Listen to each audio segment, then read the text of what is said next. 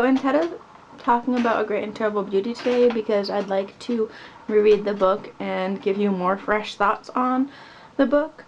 I really liked it when I read it, and then I went to talk about it, and I was just like, I know what happens in this book, but I'm really bad at describing to other people my feelings about it. So I'm going to practice with a book that I just finished last night. I recognize this book as one of the ones that I got in my book outlet box in my book unboxing in an earlier video. If you watched it, yay! If you didn't,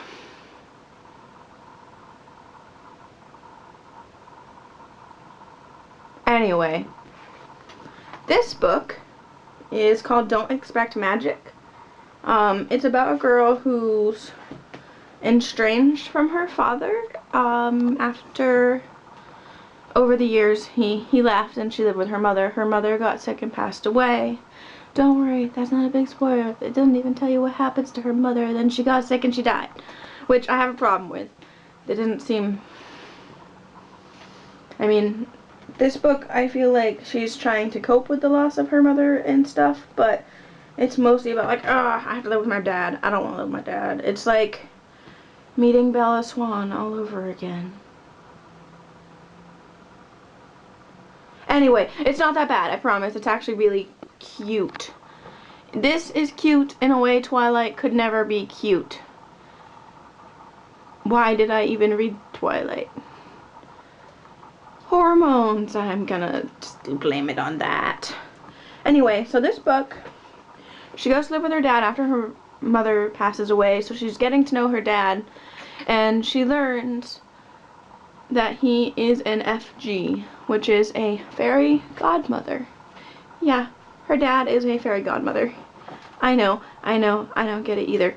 But normally, and he explains it, normally the gene was passed from mother to daughter, but in this case, well, things happen. Doesn't really explain why, or it just happened. Just happened. But it's cute, and then she figures out that she is also an FG. She's a fairy godmother. So in this case, it was passed down from father to daughter, which I think was interesting because I like the idea of having something passed down from father to daughter, especially when they were so estranged, because it definitely gave them something to bond over, and I really like the relationship that they build with her father in this book. I think having a strong relationship with your father is very important.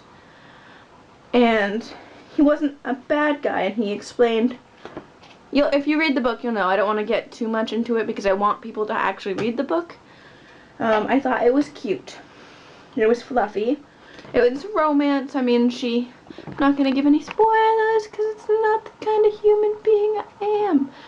But overall, I really did like the book. I had some issues with it, actually, but I would definitely read it again, eventually. Like, it's beach, I'd say it's kind of like the shallowy beach reading, where you're like, oh, that's so nice and heartwarming. Now I'm going to go cool my bones in the ocean, because I'm so warm and fluffy from that book.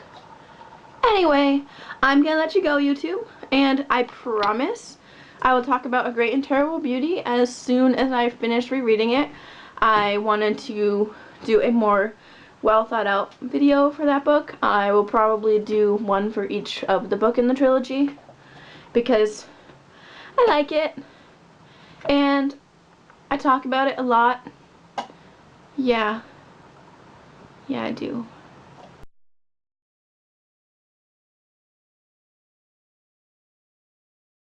And now, a word from our friendly resident Josh.